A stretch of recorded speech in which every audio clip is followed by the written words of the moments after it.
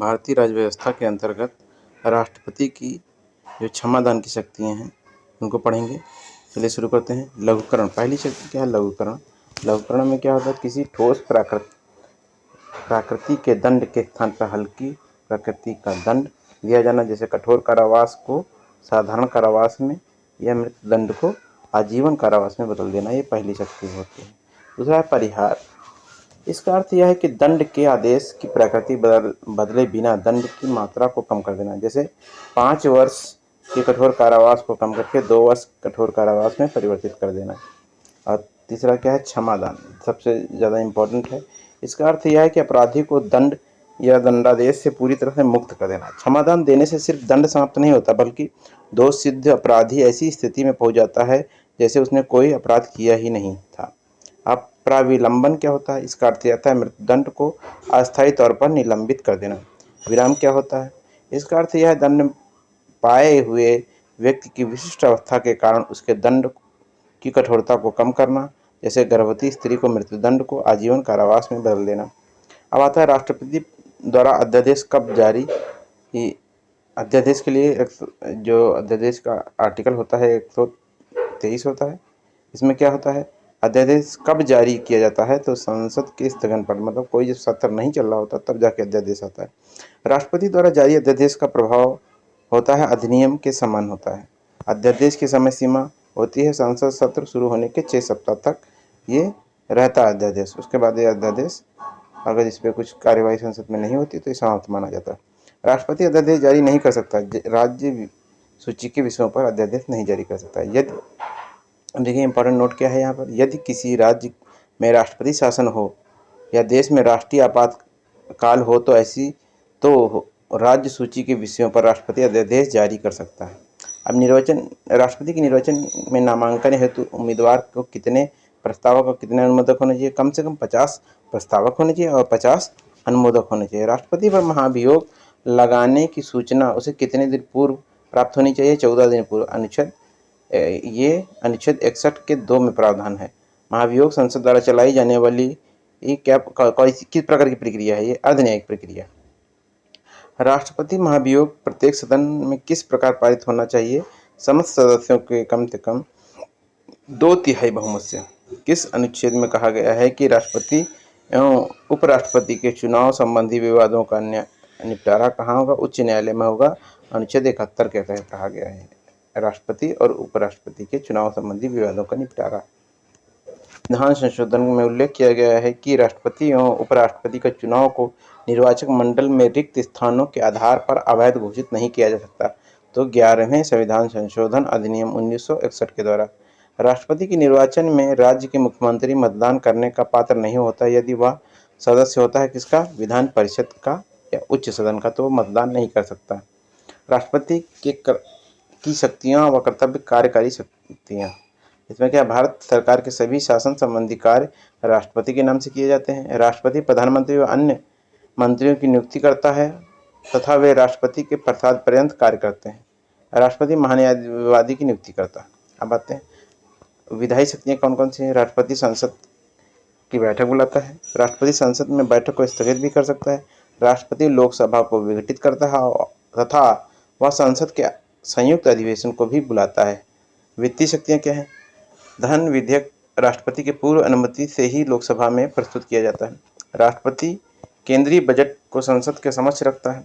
राष्ट्रपति प्रत्येक 5 वर्ष में एक वित्त आयोग का गठन करता है। अब न्यायिक शक्तियाँ देख लेते हैं। राष्ट्रपति उच्च न्यायालय के मुख्य न्यायाधीश व अन्य न्यायाधीशों तथा उच्च न्यायालयों के न्यायाधीशों की नियुक्ति करता है। राष्ट्रपति किसी अपराध के लिए क्षमादान भी दे सकता है। राष्ट्रपति उच्चतम न्यायालय के किसी विधि पर परामर्श भी मांग सकता है। अब कूटनीति शक्तियाँ क्या है? अंतर्राष्ट्रीय संधि व समझौते राष्ट्रपति के नाम से किए जाते हैं। राष्ट्रपति विदेशों में राजदूतों व उच्चायुक्तों को भेजता है। अब सैन्य शक्तियाँ देखते हैं। सैन्य शक्तियाँ क्या होता है? राष्ट्रपति भारत के सैन्य बलों का सर्वोच्च सेनापति होता है। राष्ट्रपति थल, जल, वायु के प्रमुखों की नियुक्ति करता है। राष्ट्रपति युद्ध के प्रारंभ और समाप्ति की घोषणा करता है। आपातकालीन शक्तियाँ क्या हैं? राष्ट्रीय आपात अनुच्छेद 352 और राष्ट्रपति शासन क्या है? अनुच्छेद 356 और 365। वित्तीय पद कौन सा है? अनुच्छेद 360।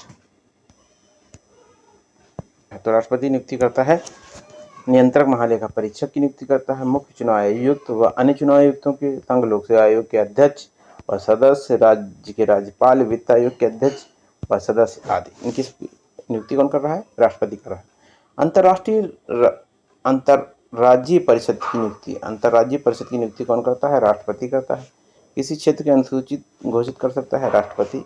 वह राष्ट्रपति कौन थे जिन्हें निर्वाचन के समय दूसरे चक्र में मतगणना करनी पड़ी थी? तो वीवी गिरी थे। भारत के एकमात्र राष्ट्रपति जो निर्विरोध चुने गए थे, पहली बार चुनाव हार जाते हैं, फिर दोबारा निर्विरोध चुने जाते हैं, यह नीलम संजीव रेड्डी। भारत की प्रथम महिला राष्ट्रपति कौन थी? प्रतिभा देवी सिंह पाटिल। और वर्तमान इस वक्त कौन है जो पहली महिला जो एसटी हैं, अनुसूचित जाति की हैं, वो कौन है? वो आपकी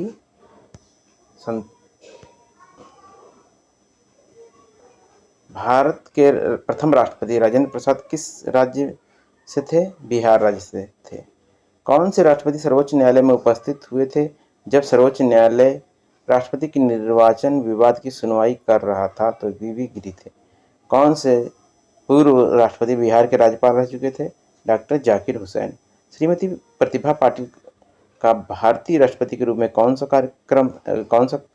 क्रम था? ये व्यक्ति के अनुसार 12वां था और कार्यकाल के अनुसार 14वां था। ये ऐसा क्यों होता है? क्योंकि कोई व्यक्ति 2 बार राष्ट्रपति बना है, इसलिए कहा गया है कि कार्यकाल के अनुसार 14वां और व्यक्ति के अनुसार 12वां। संविधान के अनुच्छेद 87 के अंतर्गत भारत का राष्ट्रपति किस सदन में अभिभाषण देता है? तो संसद के दोनों सदनों में एक साथ। भारत के प्रमुख न्यायाधीश जिन्हें राष्ट्रपति के रूप में कार्य किया था, ये जस्टिस एम हिदायतुल्ला थे। भारत के चौथे राष्ट्रपति कौन थे? तो ये श्री वीवी गिरी थे। भारत के किस राष्ट्रपति में मिसाइल मैन की संज्ञा दी जाती है? तो डॉक्टर एपीजे अब्दुल कलाम को मिसाइल मैन की संज्ञा दी जाती है। वह राष्ट्रपति जो उपराष्ट्रपति के पद पर नहीं रहे थे, तो ये कौन थे? नीलम संजीव रेड्डी थे। अब आते हैं भारत के राष्ट्रपतियों में जो दार्शनिक राजा के नाम से जाने जाते हैं, वो डॉक्टर राधा कृष्णन थे। कौन से राष्ट्रपति ट्रेड यूनियन कांग्रेस से संबद्ध रहे? ये वीवी गिरी रहे। 2 वर्ष तक भारत के राष्ट्रपति कौन थे? डॉक्टर राजेंद्र प्रसाद थे। भारत राष्ट्रपति भवन के डिजाइन किसने किया था? एडविन लुटियन ने किया था। भारत का जो राष्ट्रपति भवन है उसे किसने डिजाइन किया था? ये एडविन लुटियन ने डिजाइन किया था। जितने हुए उनको देखते हैं। पहले देखिए हमारे कौन थे? ये हमारे थे डॉक्टर राजेंद्र प्रसाद, 26 जनवरी 1950 से 31 मई 1962 तक। फिर डॉक्टर सर्वपल्ली राधाकृष्णन, ये 13 मई 1962 से 13 मई 1967 तक रहे। डॉक्टर जाकिर हुसैन 13 मई 1967 से 3 मई 1969 तक। फिर वीवी गिरी कार्यवाहक पहले बार रहते हैं, 3 मई 1969 से 20 जुलाई 1969 तक। फिर न्यायमूर्ति एम हिदायतुल्ला कार्यवाहक ये भी थे, 20 जुलाई 1969 से 24 अगस्त 1969 तक। फिर वीवी गिरी बनते हैं आपके, ये 24 अगस्त 1969 से 24 अगस्त 1974 तक।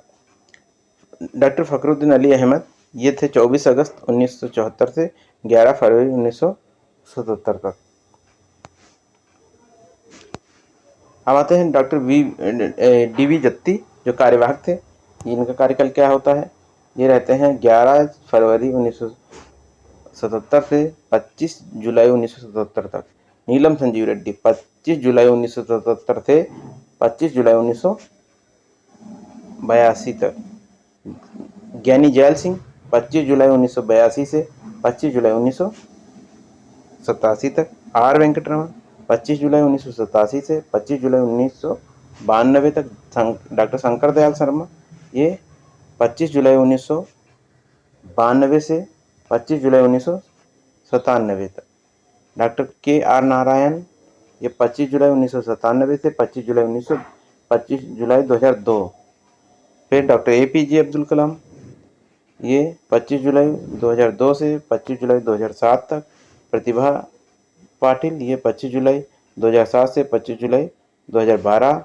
फिर प्रणब मुखर्जी 25 जुलाई 2012 से 25 जुलाई 2017 तक। रामनाथ कोविंद 25 जुलाई 2017 से। फिर ये आपके इनके बाद आएंगी कौन? ये आएंगे द्रौपदी मुर्मू जी। आगे देख लेते हैं हम। अब देखिए यहाँ पे है राष्ट्रपति की वीटो शक्ति क्या होती है। वीटो आप सुने होंगे, जो संयुक्त राष्ट्र संघ में 5 प्रमुख सदस्य हैं, उनमें से उनके पास वीटो की शक्ति होती है। तो इसी तरह राष्ट्रपति को वीटो शब्द यहाँ से लिया गया, तो राष्ट्रपति को भी कुछ विशेषाधिकार होते हैं। तो इसमें देखते हैं, संसद द्वारा पारित की गई विधेयक, बिल तब ही अधिनियम एक्ट बनता है जब राष्ट्रपति उस पर हस्ताक्षर कर देता है। किसी विधेयक पर राष्ट्रपति द्वारा वीटो पावर या निषेधाज्ञा का उपयोग करने के लिए भारत के राष्ट्रपति के पास 3 वीटो शक्तियां निहित हैं। आंतरिक वीटो, जब किसी राष्ट्रपति किसी विधेयक को अपने पास सुरक्षित रख लेता है। फिर आता है निलंबनकारी वीटो। निलंबनकारी वीटो क्या होता है, इसमें राष्ट्रपति